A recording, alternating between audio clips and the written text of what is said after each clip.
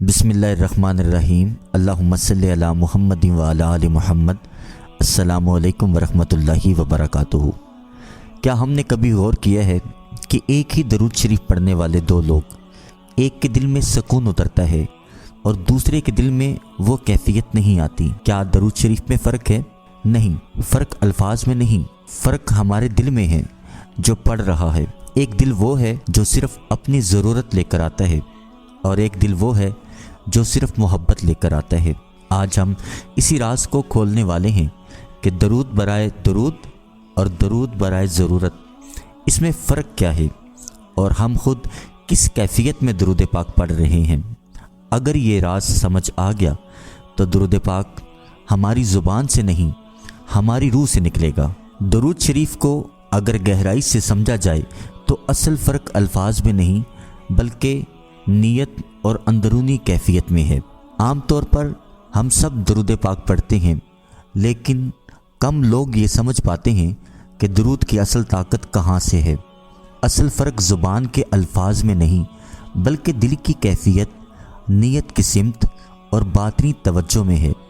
जब हम दरूद बराए ज़रूरत की बात करते हैं तो उसका मतलब ये होता है कि बंदा दरूद पाक को एक वसीला बना रहा है अपनी किसी ख़ास हाजत के लिए।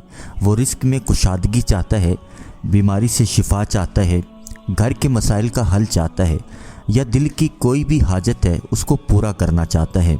इस हालत में दरूद पाक एक मुबारक वसीला है, एक दरवाज़ा है जिसके ज़रिए बंदा अल्लाह की रहमत को अपनी तरफ मतवज्जे करता है।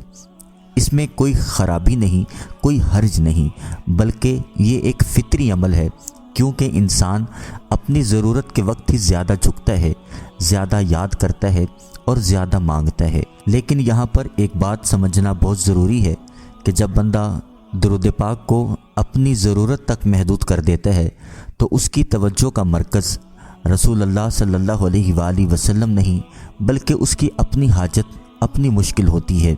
वो दरूद पढ़ते हुए भी अपने मसले के बारे में सोच रहा होता है। उसकी दुआ का महवर उसकी हाजत होती है। गोया दरूद उसके लिए एक ज़रिया है, एक सीढ़ी है जिस पर चढ़कर वो अपनी ख्वाहिश तक पहुंचता है। इसमें बरकत तो होती है लेकिन उसका असर ज़्यादातर वक्ती होता है। मसला हल हो जाता है, दिल को सुकून मिल जाता है, लेकिन वो गहरी तब्दीली जो इंसान के अंदर होनी चाहिए वो अक्सर नहीं होती। इंसान फिर किसी नई मुश्किल में आ जाता है, फिर इसी तरह दरूद पाक को एक ज़रिया बना लेता है और ये सिलसिला चलता रहता है। इसकी बदौलत अगर देखा जाए, दरूद बराए दरूद एक बिल्कुल मुख्तलिफ दुनिया है। ये वो मुकाम है जहाँ बंदा अपनी ज़रूरियात से ऊपर उठता है। वो दरूद इसलिए नहीं पढ़ता कि उसे कुछ चाहिए, बल्कि इसलिए पढ़ता है कि उसे अपने नबी सल्लल्लाहु अलैहि वसल्लम से मोहब्बत है। उसके दिल में एक जज्बा होता है कि या अल्लाह तो ख़ुद अपने महबूब पर दरूद भेजता है, मुझे भी इस अमल में शामिल कर ले, मुझे भी इस नूरानी सिलसिले का हिस्सा बना दे। यहाँ बंदा मांगने वाला नहीं रहता बल्कि मोहब्बत करने वाला बन जाता है। उसकी नीयत खालिस होती है, उसमें कोई शर्त नहीं होती, कोई दुनियावी हिसाब किताब नहीं होता। वह दरूद पढ़ता है चाहे उसकी कोई हाजत हो या ना हो, चाहे उसे कुछ मिले या ना मिले। यही वो मुकाम है जहाँ असल रूहानी तब्दीली शुरू होती है। जब बंदा बार बार दरूद पाक सिर्फ मोहब्बत के लिए पढ़ता है तो उसका दिल बदलने लगता है, उसके अंदर नरमी आने लगती है, उसके दिल में नूर आने लगता है, उसकी रूह मुनव्वर होना शुरू हो जाती है, उसके रवैये में तब्दीली आती है, उसकी सोच में पाकीज़गी आ जाती है, गुनाहों की तरफ दिल खुद ब खुद कम माइल होने लगता है, नेकियों की तरफ रग़बत बढ़ने लगती है।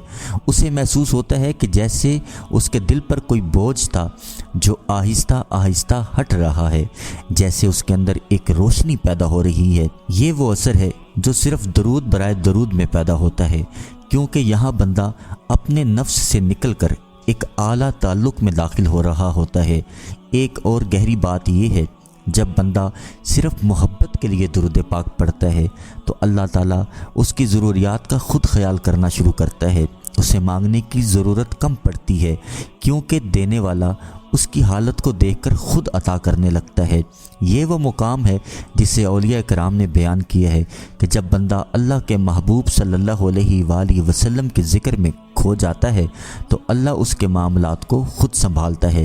یہاں درود پاک ایک وظیفہ نہیں رہتا بلکہ ایک تعلق بن جاتا ہے، ایک ایسا تعلق جو بندے کو اللہ کے قریب لے جاتا ہے بغیر اس کے بار بار مانگے۔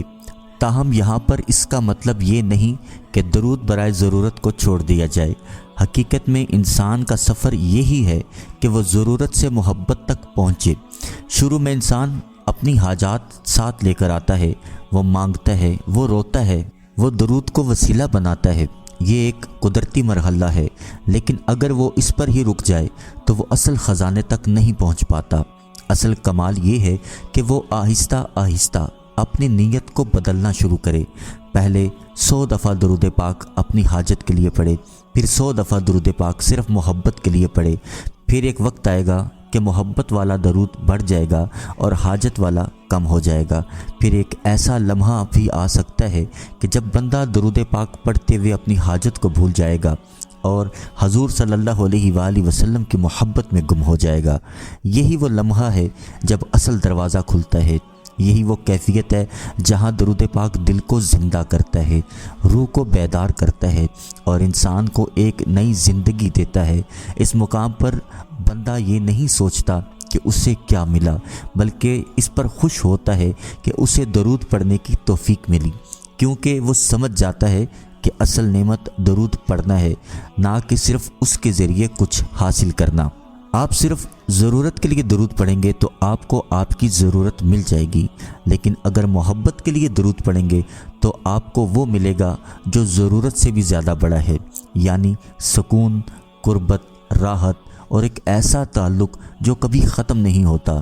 اس لیے اپنی زندگی میں دونوں کو جگہ دیں، مگر آہستہ آہستہ اپنے دل کو محبت کی طرف لے کر آئیں۔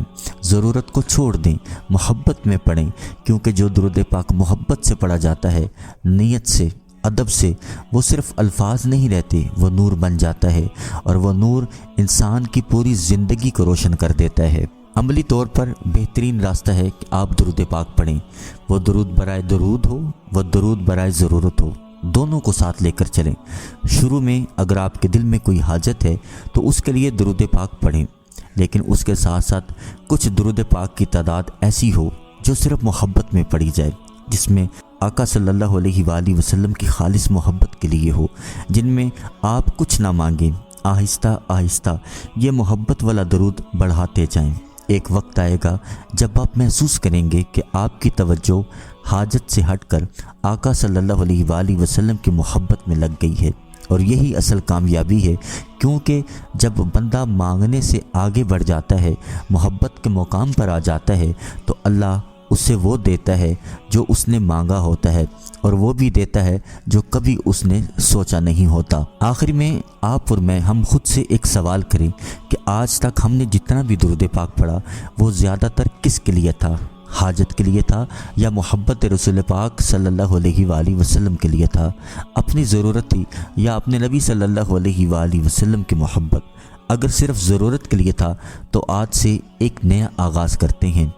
ہم اپنی زندگی میں درود پاک کی کچھ تعداد اپنی حاجت کے لیے رکھنا شروع کریں، لیکن کچھ درود پاک ایسے پڑھیں جس میں آپ کچھ نہ مانگیں، صرف محبت کا اظہار کریں، چاہے وہ 100 دفعہ ہو۔ یاد رکھیے، جو درود پاک مانگنے کے لیے پڑھا جائے وہ حاجت پوری کرتا ہے، اور جو درود محبت کے لیے پڑھا جائے وہ انسان کو بدل دیتا ہے، اور جب انسان بدل جائے اس کی تقدیر بدل جاتی ہے۔ اگر آپ چاہتے ہیں کہ آپ کا دل زندہ ہو جائے، آپ کی زندگی میں سکون آ جائے اور آپ کو وہ ملے جو آپ نے کبھی سوچا بھی نہ ہو، تو آج سے درود پاک کو وظیفہ نہیں، اپنی محبت بنائیں۔ درود برائے ضرورت اور درود برائے درود، اس میں سادہ الفاظ میں جو فرق ہے وہ یہ ہے کہ ایک طرف طلب غالب ہے اور دوسری طرف عشق غالب ہے۔ اللہ پاک آپ کو، مجھے، ہم سب کو ادب سے درود پاک پڑھنے والا، پڑھوانے والا بنائے۔ کامنٹ میں صلی اللہ علیہ وآلہ وسلم ضرور لکھیں۔ اس ویڈیو کو صدقہ جاریہ سمجھ کے آگے شیئر کریں۔ انشاءاللہ اگلی ویڈیو میں پھر حاضر ہوں گے، جب تک کے لیے